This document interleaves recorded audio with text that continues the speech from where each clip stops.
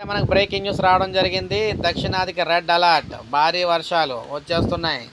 So దక్షిణ భారతదేశం వాతావరణ అంశంపై ఐఎండీ రెడ్ అలర్ట్ అయితే జారీ చేసింది. ఇప్పటికే నైరుతి రుతుపవనాలు దక్షిణాదిని విస్తరించడంతో రానున్న 4-5 రోజుల్లో కోస్తాంధ్ర, ఉత్తర కర్ణాటక, మహారాష్ట్ర, తెలంగాణలో భారీ వర్షాలు అయితే రాబోతున్నాయి. ముఖ్యంగా చూసుకున్నట్లయితే 4-5 రోజుల మధ్య అరేబియా సముద్రంలో కొన్ని ప్రాంతాలు, మహారాష్ట్ర, తెలంగాణ, కోస్తాంధ్ర, దక్షిణ ఛత్తీస్గఢ్, దక్షిణ ఒడిశాలో భారీ నుంచి అతి భారీ వర్షాలు అయితే కురుస్తాయని వాతావరణ శాఖ అయితే తెలియజేసింది.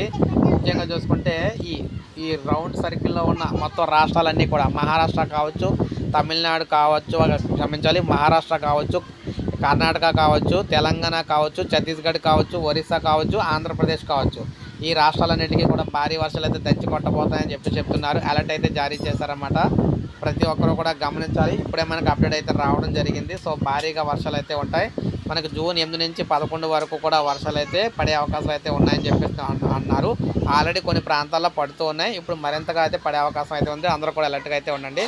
ఒక లైక్ చేయండి, సబ్స్క్రైబ్ చేసుకోవద్దు, మన ఛానల్ సబ్స్క్రైబ్ చేసుకొని